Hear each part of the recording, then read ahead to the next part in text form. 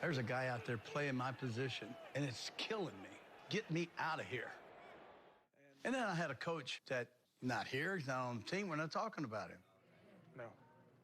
Chuck said, there's nothing I can do about Bradshaw at this moment in time, so I have to focus on the team and put kind of Brad on a shelf over here. But I think I wanted Chuck to say, boy, we really need you, man. You should take your time. Get well. Whatever you got to do, get well. You're our guy. I mean, that makes me pretty insecure, doesn't it? But it's the way I am. That's when we started in the paper, see? That's when Noel and Bradshaw started clashing. After a season of public feuding with his coach, Bradshaw made his long-awaited return in Week 15.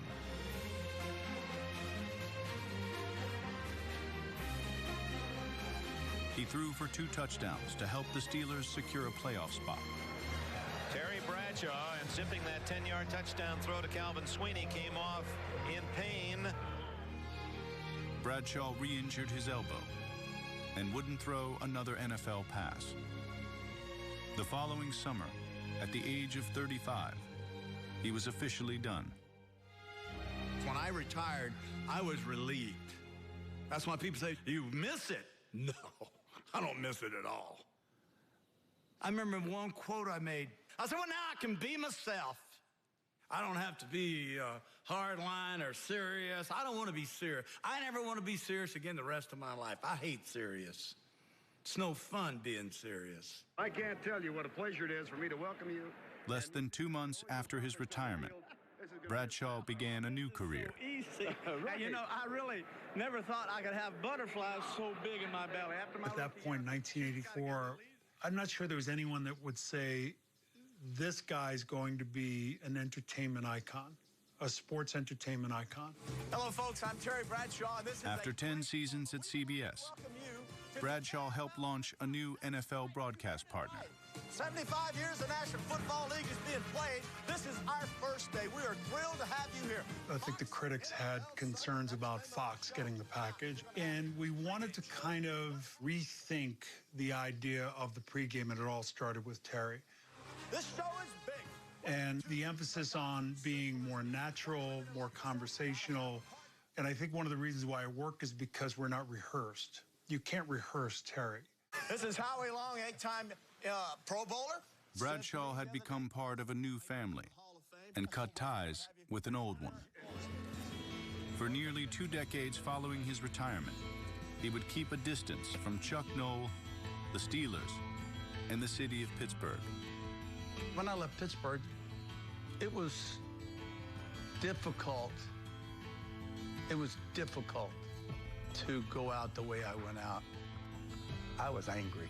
When I left Pittsburgh, I was angry. I didn't want to face those people. Pittsburgh fans, the Pittsburgh press, Chuck Noll. They will see his face. At his Hall of Fame induction, instead of having a member of the Steelers introduce him, he chose broadcast partner Vern Lundquist. Mr. Terry Bradshaw. There was an uproar from the media here. How come not a teammate and or Chuck, you know? And so the local media took him to task over that. Art Rooney.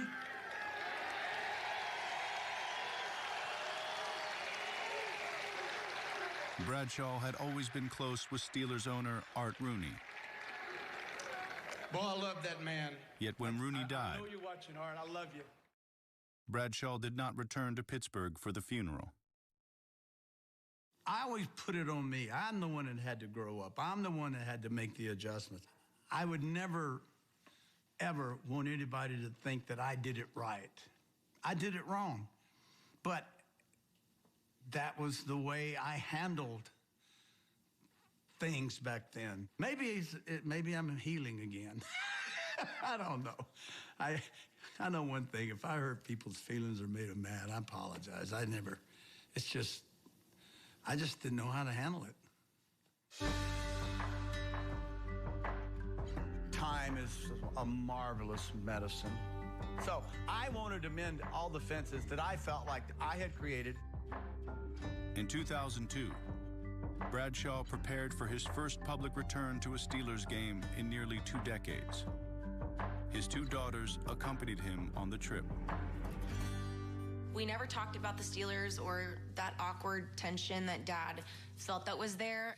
And Dad said, this is my homecoming. I haven't been back in 2 decades. And I don't know if if they boo us, then we're gonna run off the field. And I was just so confused.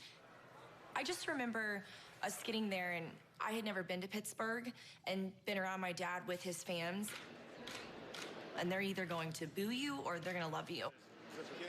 Absolutely, I think there was a lot of nerves that day. He was holding our hands on the sidelines, and my dad's hands are like this big, and just sweating and shaking, and I just didn't know, okay, I hope this is gonna be awesome, because I don't really know how he's gonna react if it's not. Ladies and gentlemen, the Pittsburgh Steelers would like to welcome home the Hall of Fame quarterback who led the Steelers to 4 Super Bowl victories, number 12, Terry Bradshaw!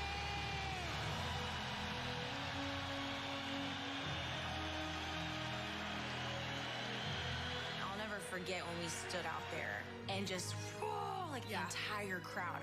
I get chills just, talking about it. Thank you very much.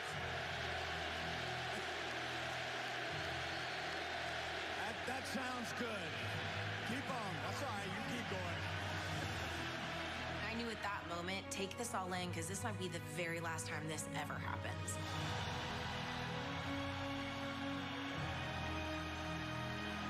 And what a cool experience for daughters. Like, we were never able to see that career, but now we're back, and he's back home, and it's like, damn, Dad, that's cool.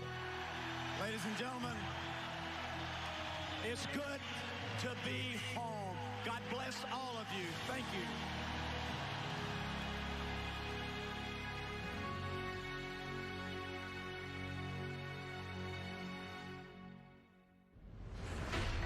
Coming up. There's a lot of unanswered questions as to our relationship. I moved on with my life. It keeps being brought back up. Sarah, you said you were buying a car today. Dad, it's 4 a.m. Yeah, I stayed up and crunched all the numbers. I already used Capital One Auto Navigator. I found my car online and got pre-qualified instantly. Oh, online, honey. Now that can affect your credit score. It didn't, Dad. Then I got my real rate and monthly payment. Now I just need to head to the dealership for a test drive and purchase. Sounds easy. Yeah, it is. Well, since we're both up, who wants French toast? What's in your wallet?